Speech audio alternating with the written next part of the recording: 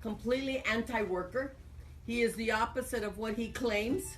He does not care about working families. Mr. Trump doesn't care and don't listen his co-worker in Trump, Las Vegas, Nevada.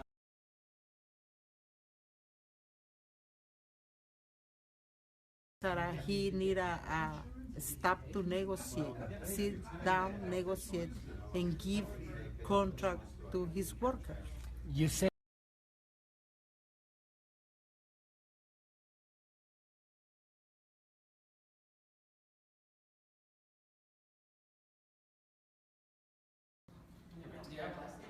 No, after my first class, I'm done. What was your class today? I had a PR, professional responsibility.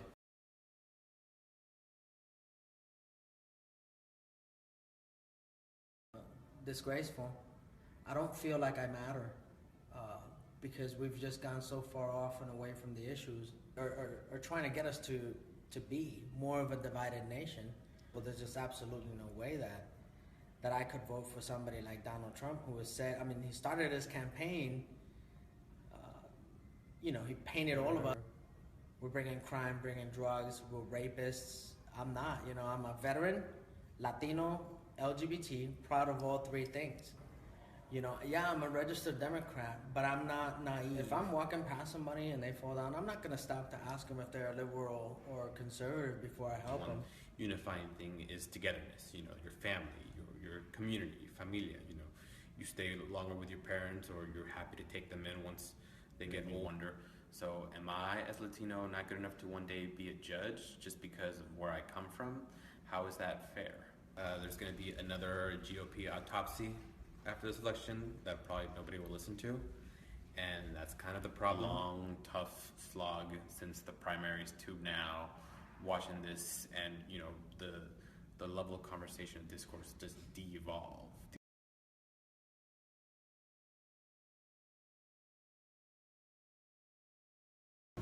Reproductive justice, immigration justice, racial justice, sex worker rights. I don't think that someone who's been criminalized is any less deserving of citizenship. I think that that's kind of nativist and hypocritical. A lot of Pang, it resonated with me pretty heavily. I would like Hillary Clinton to talk more about policy and her plan for what she wants to see America be.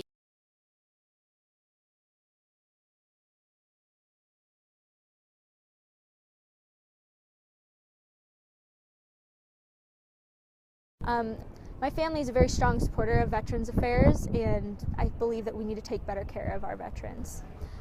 Hillary Clinton says a lot of things, but if you look back at her past, a lot of the things can be contradicted or be seen as opposite.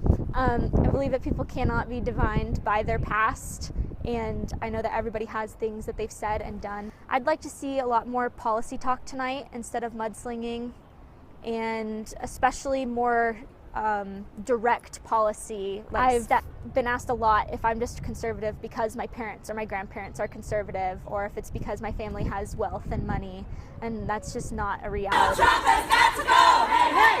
Ho, ho! Donald Trump has got to go! Hey, hey! Ho, ho! Donald Trump is looking high! We can see your racist side! Donald, Donald, you can hide! We can see your racist side! Donald, Donald, you can hide! We can see your Trump, stop, stop, stop, stop, stop, stop, stop, stop, stop, stop.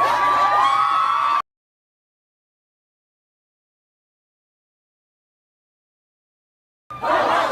Donald Trump has got to go! Hey, hey! Ho, ho! Donald Trump has got to go!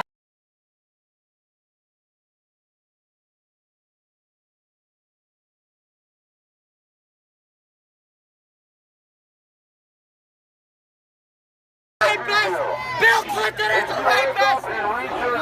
what's going on in America today?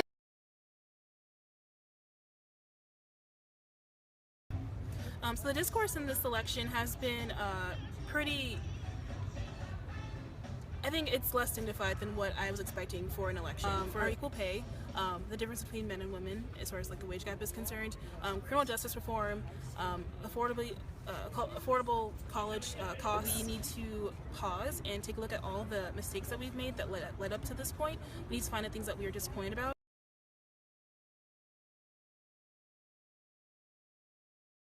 Well, he's so frustrating because we had great candidates who could appeal beyond just the Republican base. He's also not a conservative. Wasn't a Republican until 2009. On election day, I'm voting for none of the above the candidates because we don't have a qualified candidate running for office for the president. We've got two candidates who have been around for a really long time. We knew who these people were going into it. The mistake is on the voters.